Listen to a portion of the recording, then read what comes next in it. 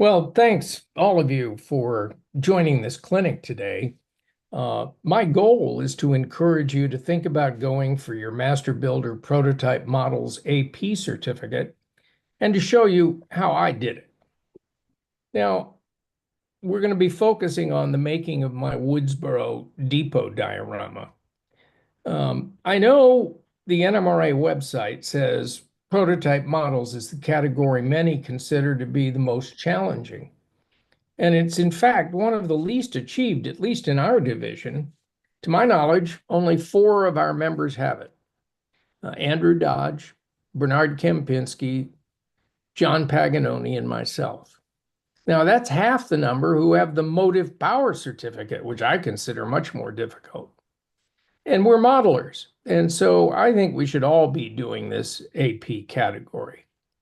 At any rate, as I said, this is an aerial view of my effort to replicate the look of the Woodsboro, Maryland depot and its adjacent structures, all in HO scale, on a 2-foot by 3-foot platform. Now, I'd like to show you the photos of the other 4 members of the Potomac Division who have the certificate. This is Andrew Dodge's Boreas Pass engine house, which was part of his AP. You don't have to make a separate diorama like I did. It can be a section of your layout. John Paganoni did this Montville Station, part of the Central Vermont in Connecticut, is part of a dismantled prototype diorama that he made.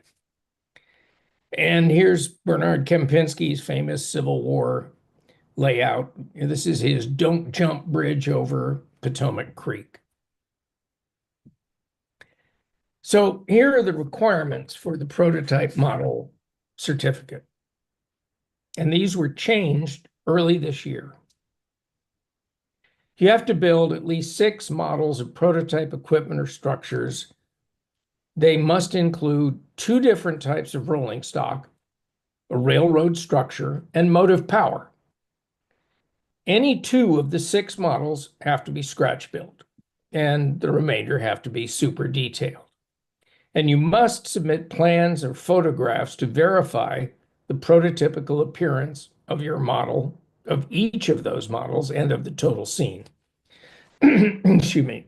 Now, prior to this year, your rolling stock had to include either a caboose or a passenger car, and that was interpreted to also include combines and RPOs. And my project was done under the old requirements. So let me point out also, before we go on, that a bonus for this particular category is that your motive power, cars, and structures used in a prototype model diorama can also qualify for other individual AP certificates you may be working on. In fact, you may already have your AP certificates in those categories, and so you could potentially have all you need for the prototype certificate, and I think that's what Andrew and Bernard did. But there are other approaches like the one I took, and I decided to do this AP as a developmental step towards getting my car's AP and someday the motive power AP. So let me take you back to how my project started. One of my sons and his family bought a small house, which you can see in the upper right of the screen, in Woodsboro, Maryland.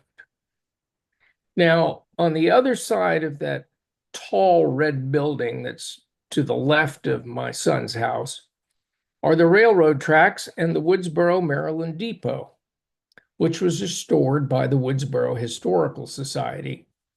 It had not been in use for over 3 or 4 decades. This is how the track looks that exists today. There actually used to be an additional siding that ran alongside of that building to the left and the one you can see further down. Now, if you continued on this track up towards that gap in the trees, a little bit off center, there's actually an operating quarry back there that's serviced by the Maryland Midland Railroad, which doesn't come down this far. And at the other direction, down towards Walkersville, you come up to the Walkersville Southern Tourist Railroad. So here's a look at the depot and the old mill, as it's called, which had a totally different look in the past. Here's another look down the street that runs to the right of the depot.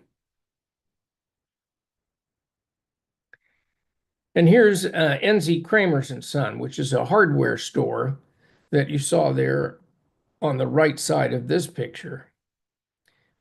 It was built in the late 1800s and used to serve as a warehouse as well. And this is the inside of the Woodsboro Depot as it's now done up by the Historical Society. And I've took my model of the actual original Woodsboro Depot up for a display one day, along with that of an O-gauge version of the depot that was made by the late Jerry Scheme of South Mountain Division. The Historical Society uses the depot to store other artifacts that relate to Woodsboro's history. It's not specifically dedicated to railroads. Now, fortunately, the one thing that they do have in the depot are old photographs and maps. And I used those in the making of my prototype model diorama. For example, here's a picture of how the depot looked in 1904. Take note of the structure that's immediately behind the depot, because that's no longer there today, but it's something I had to reproduce in making my diorama. You should also take note of the things that resemble milk cans sitting on the platform of the depot. Those were actually fish cans, because Woodsboro in the early 20th century was the leading producer of goldfish that were exported around the United States. And it had something to do with the mineral content of the local fish ponds that gave them an especially golden hue. There's all sorts of factual information about that. I'll just throw one in here. The Powell brothers family pioneered the gold fishing industry in Woodsboro. And the Catoctin Banner newspaper reports they eventually had 45 acres of ponds and would ship out 120,000 goldfish a week from September through November. And other local farmers joined in, and by 1932, production had increased to 7 million goldfish on 500 to 600 acres. And the goldfish farmers of Frederick County brought in $1.5 million in profits. And there was, in fact, a Goldfish Breeders Association of Frederick County in 1920. And that year, there was estimated 80% of the goldfish sold in the U.S. came from Frederick County. By the 1930s, business began to fall off as more farmers elsewhere in the U.S. got into the goldfish business, especially in the South, where there was a longer growing season. And here you see the archival photographs of N.Z. Kramer's and the Glade Valley Mill. Now, that's that red-clad building that had an extra story on it that you saw earlier next to my son's house. In this particular picture of the old mill, note the cars that are parked there. And you can clearly see the old Union Line logo on the side of that first freight car. And here's another look at the depot. And here you see them loading fish cans on a railway post office car at Woodsboro. And again, the fish cans on the platform with the old house behind the depot in the lower photo. So these were the photos I used to work with to make my diorama. I also needed this Sanborn map from 1922. These Sanborn insurance maps are very valuable tools. And you can see here that there used to be two main lines running right across the center, and that one siding that ran by the mill and down to N.Z. Kramer's. You can see the depot just a little bit there off the side of the road. And this star that I've put in there represents the location of that old house behind the depot that was no longer there by the time the 1922 insurance map was done. So that's the layout that I wanted to model. But I also needed, of course, an engine and rolling stock. This old photo shows a 440 over the Frederick and Pennsylvania line that ran down through from Pennsylvania down into Frederick. And this was the model they used on the railroad, which was eventually taken over by the Pennsylvania Railroad. So this is the area that I'm covering. You can see the depot, the old house behind it, the old mill across the way, N.Z. Kramer's, and another house that appears in old photos. And I have the two mainline tracks plus the siding track, vegetation and dirt roads as they existed back then. And here's some additional views of the layout that I made. In the background, you can see the sky. I took a piece of sky blue photograph paper and spray painted some clouds on it. And I can move that around.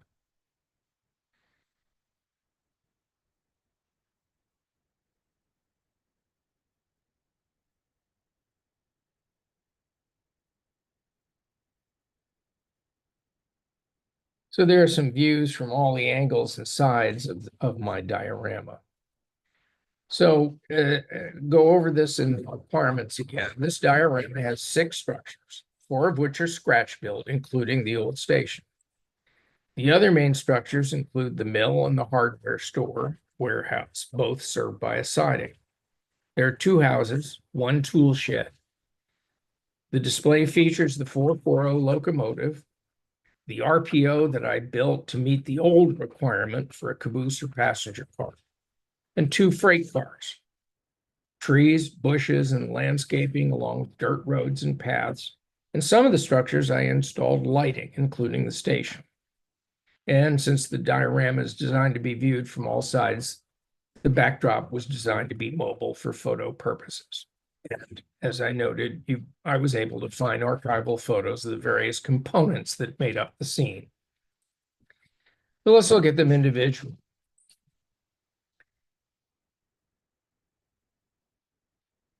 This is the Woodsboro Depot that I scratch built.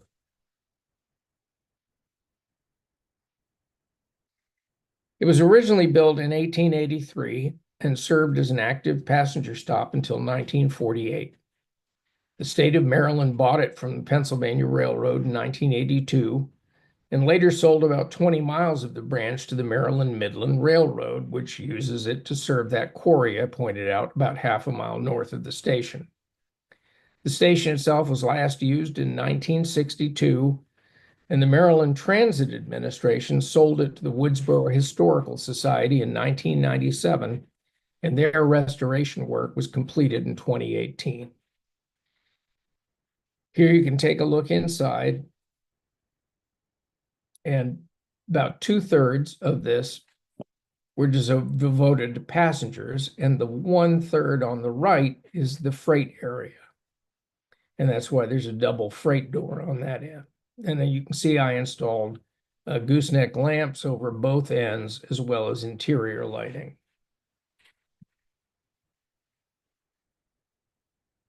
And here you can see a photo that shows the lighting that's inside.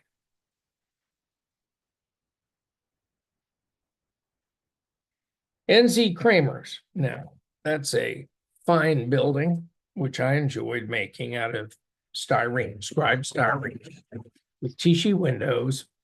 And I scratch built the loading platform and its siding, the loading platform sliding door from strip wood.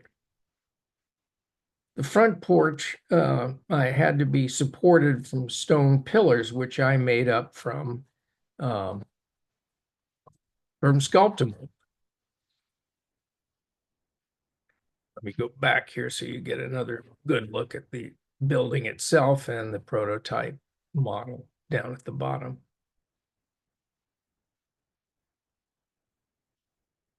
Now, the details that I enjoy were this birdhouse in the upper eave on the front of the N.Z. Kramer building. You can see it there in close-up on the right. And I, of course, had to duplicate it. And that was a lot of fun to make that. I made it out of wood and cardboard. Now, the Glade Valley Mill was a town fixture since the late 19th century. It had originally started in a nearby town, and it was moved to Woodsboro in the 1890s to be closer to the railroad. Around 1904, the building was taken over by the Glade Valley Milling Company, who later, as I mentioned before, expanded the original 2.5-story structure to 4 stories. But mill operations ceased in the 1950s, and the building was later bought by a Woodsboro resident who uses it as a woodworking shop. Once again, I used scribed styrene for the walls and Tichy windows and doors. Now, if you take a look in the background of the archival photo of the old mill, above that the back freight car, you can see the roof of something. We'll get to that next because I had to make these various other buildings. First, I scratch built the old house behind the depot that was no longer there in the 1920s. This was the house across the street. That was a kit that I modified from American Model Builders section house. And this was the shed I used for the shed behind the milling company. It was a JL Innovative Design East Junction Yard office. And frankly, I was only working to put in something based on seeing the roof of the structure.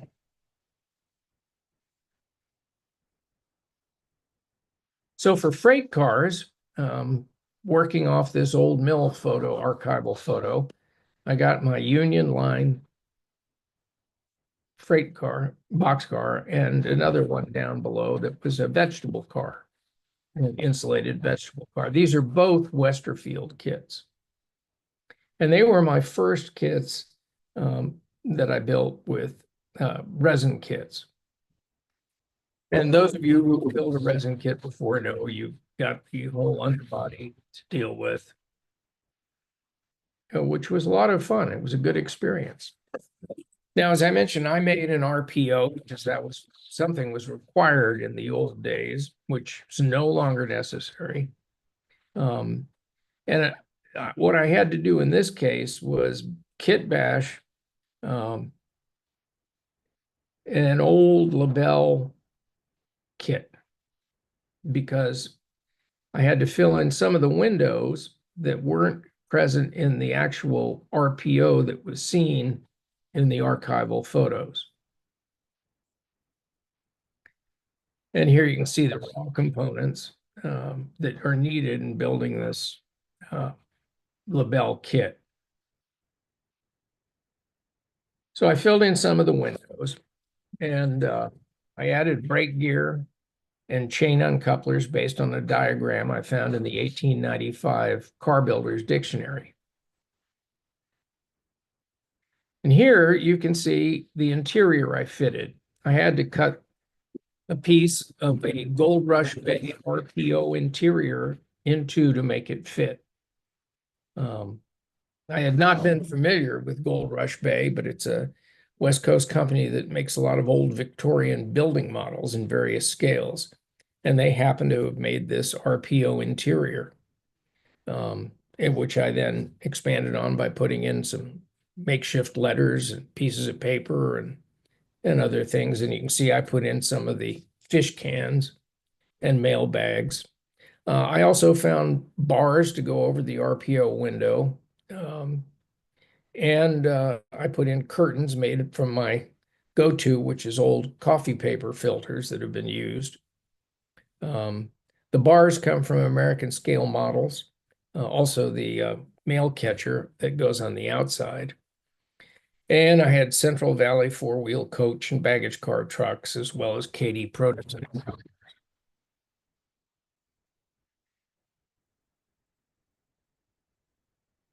Now, as I said, we have to have motive power in this.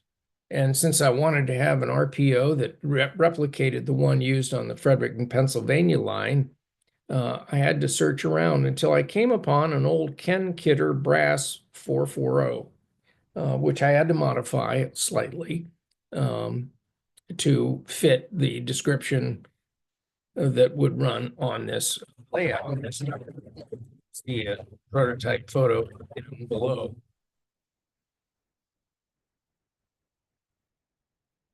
Now, how did I make this?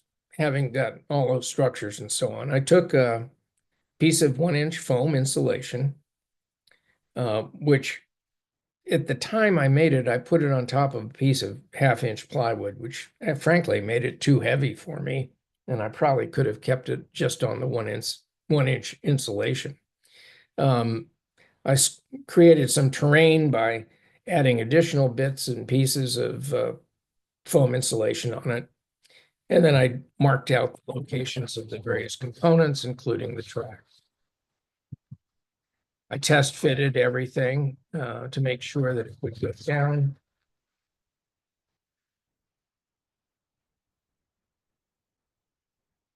And then I got to work, excuse me, with the trees and shrubbing.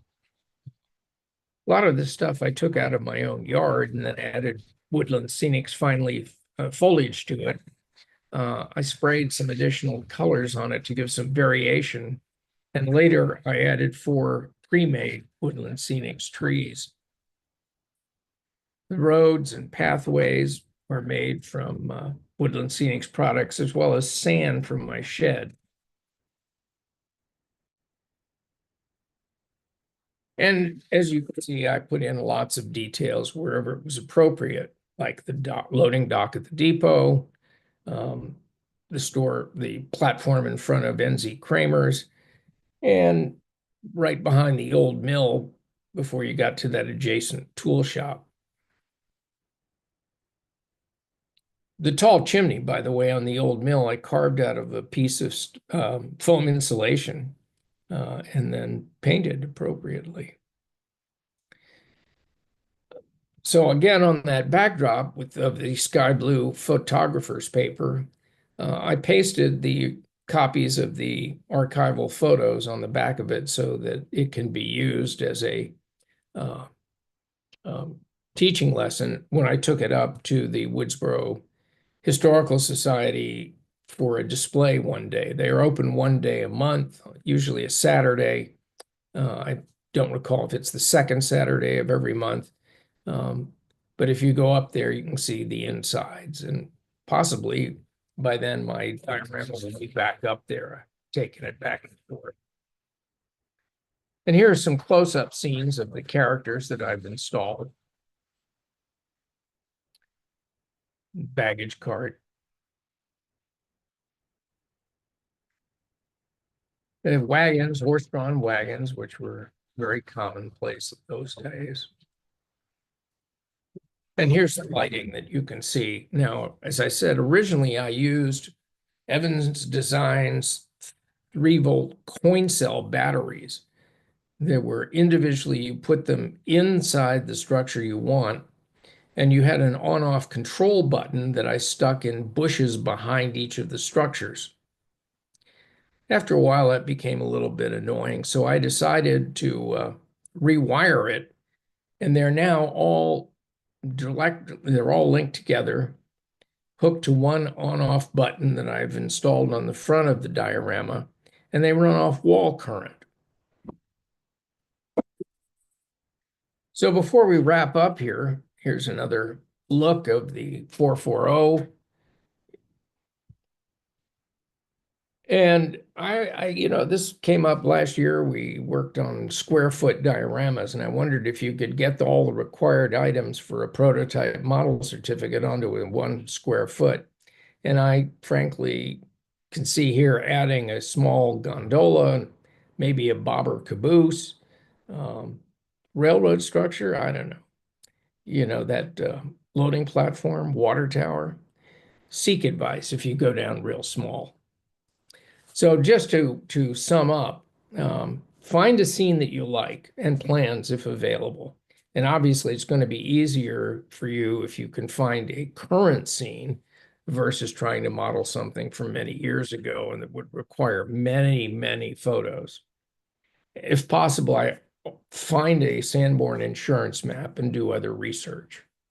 Remember the requirements: 6 models of prototype equipment or structures, including 2 types of rolling stock, a railroad structure, and motive power. And 2 of the 6 have to be scratch built. Now, if the scene or its parts fit on your layout, fine. Otherwise, build a separate diorama and consider how you might use the rolling stock and the buildings for your AP in cars or structures, because you can really get more bang for the buck. So I had a lot of help in this, especially my son Brian and his family, as well as the Woodsboro Historical Society and a couple of their advisors. So I thank them, and I thank you for listening. And if you have any questions, I'd be more than glad to entertain you. Thanks. Alex, I do have a question. Yeah. Your diorama Yep. had all 6 of the requirements on it? Yep. Okay. Let's make sure I understood that properly. Thank you. Yeah, no, the railroad structure is the depot itself. Motive power is the engine.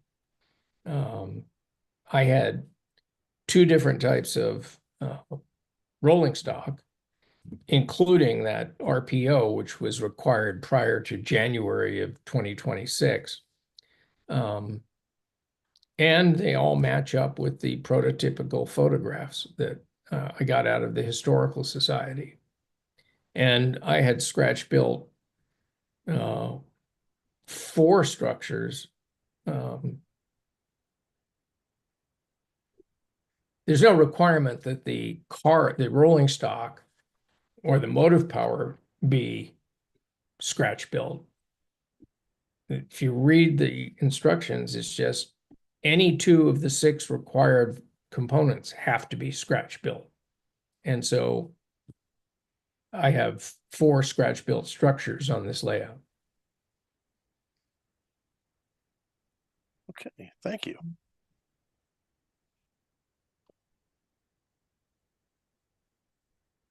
Well, with that today, folks, we're going to conclude, and thank you very much for coming.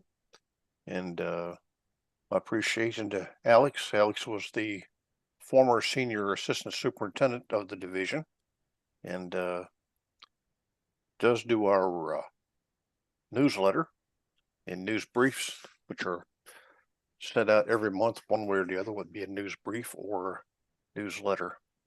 So thank you very much for attending, and we're going to leave here. Thank you.